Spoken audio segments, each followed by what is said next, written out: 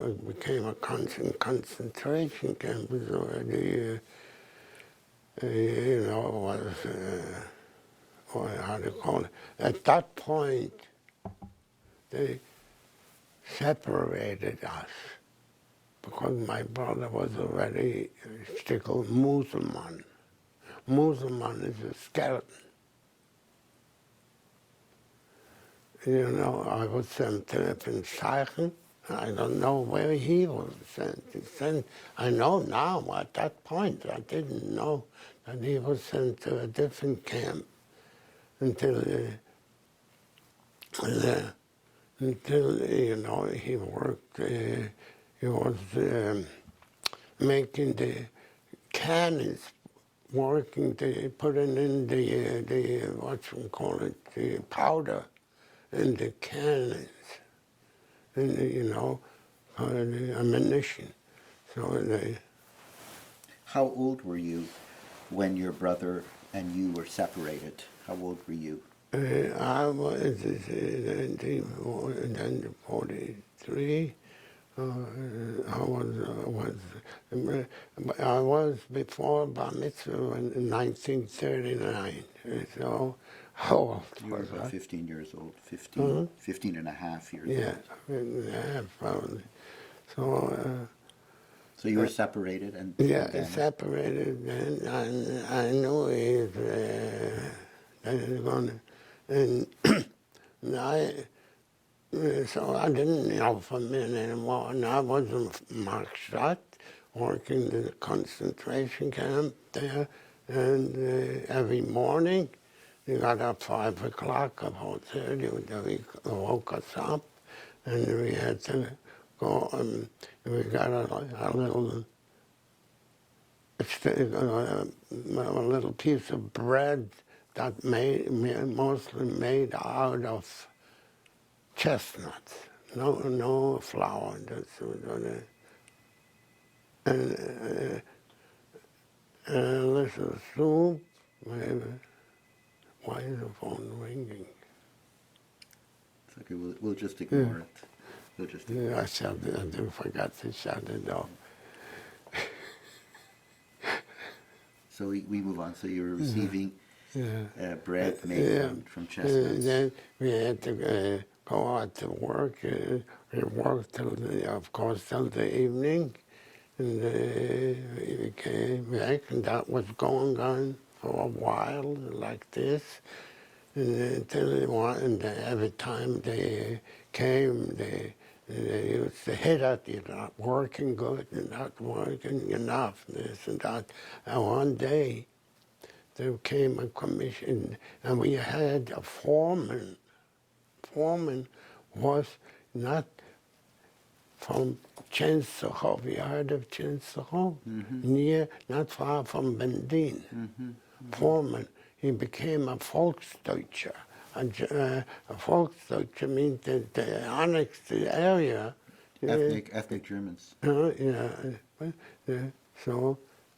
in the commission, to assess big they came from Gross Rosen. This belonged to my concentration camp. Pfinnzeichen belonged not to Auschwitz. I don't have a number, only to Gross Rosen. Gross Rosen, they didn't give me numbers. So there came a commission, and they asked the foreman, do you arbeiten? He said, he could hardly speak German. He said, nein. That's all I had to hear. They started hitting everybody. Then it came to me, I bring back. So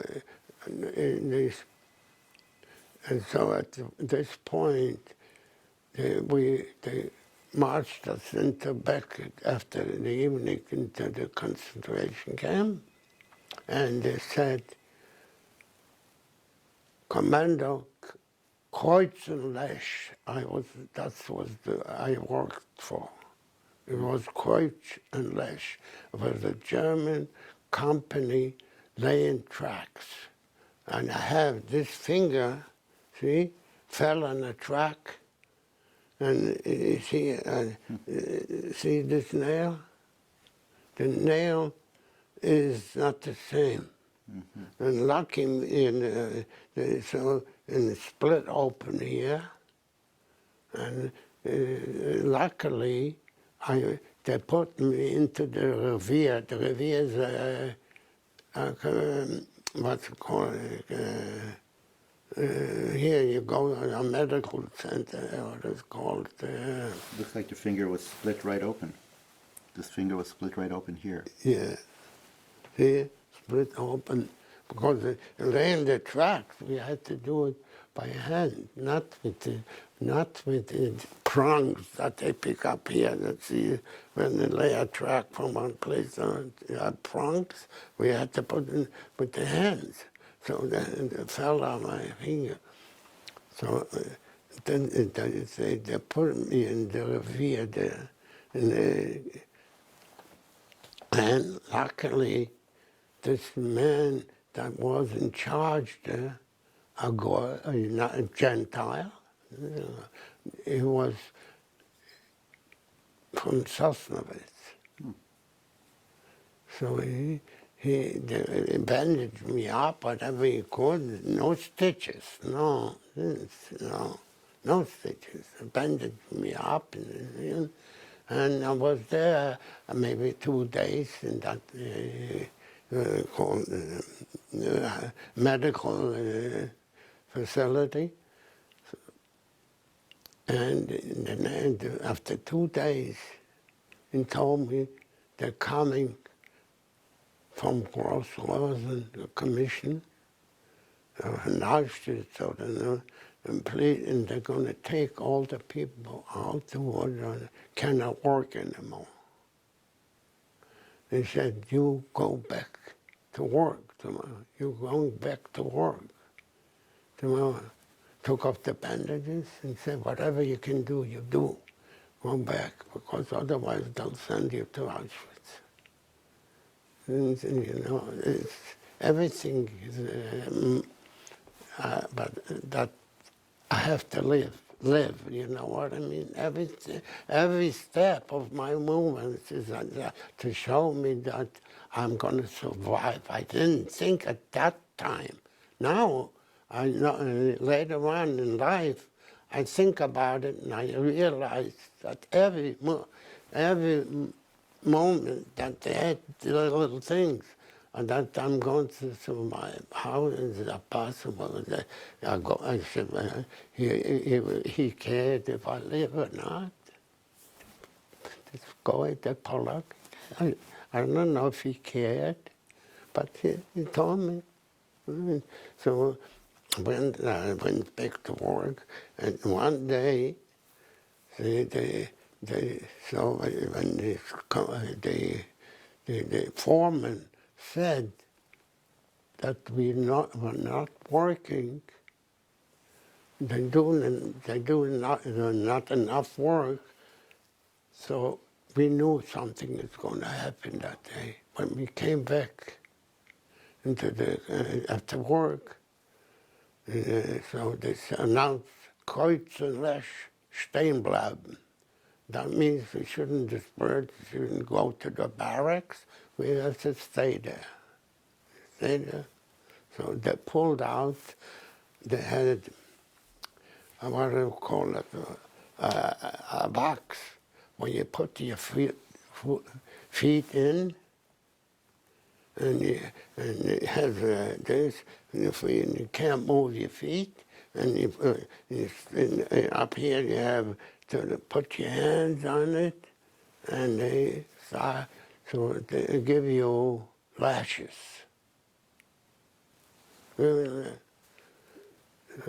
we didn't work enough that day. So everybody got supposed to get 25, 30 lashes. One assessed on this side and on this side, and whipping. pull down and me and they didn't pull down the pants. Okay, I wasn't so bad. I wasn't hit so bad. They gave me only 15 lashes.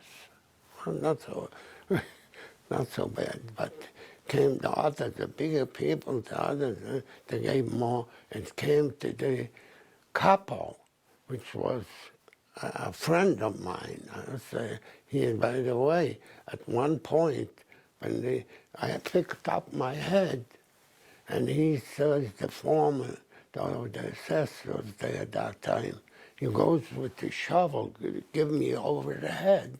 He gave me such a, what do you call it, how do you say it in Yiddish, a flick, you know, that I stretched out on the floor. But in order to avoid, the Germans shouldn't hit me with the shovel. You know, so we came home, we had to stay and wait, and they came out to the Nazis, and one on this side, and one, and we put the feet in, and the hands like this, and I got maybe 12, 13 lashes, and everybody, some people got more, some people less. It came to the head copper, which he was a nice man. So that's coming later. So we knew. He had a sweater on him. Yeah, so you put it on his back, on his behind. So you know that he's going to get back. But they said, pull his pants down. They pulled his pants down.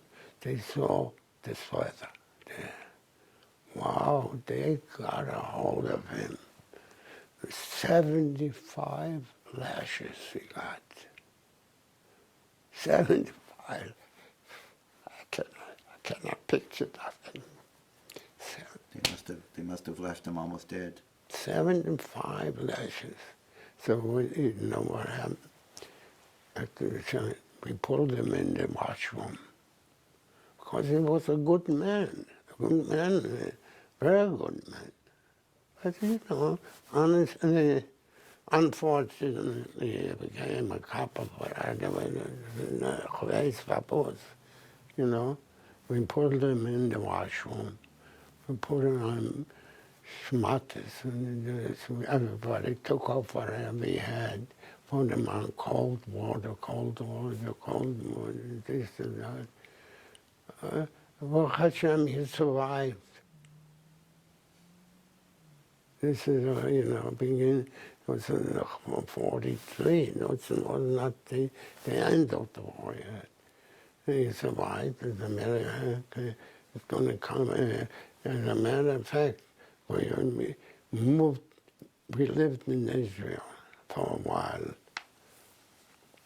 And so we made a bar mitzvah for our son in Israel. I said to my wife, we have to look him up. We have to go invite him to the bar mitzvah. Found out his telephone number, lived in Petach Tikva,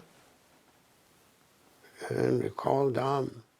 I said, Leibitz Mesherman, yeah? Du hat Meyer Glickman. Oh, yeah. We want to come to visit you.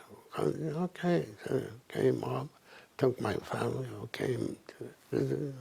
They said, we're making a bar mitzvah. We'd like to have you. Oh, sure. Of course, I've come. He never showed up because of his past. You know, so only the word that he was a couple, Scheinigkeit, you know, it's not good, the name. Although he saved a lot of people.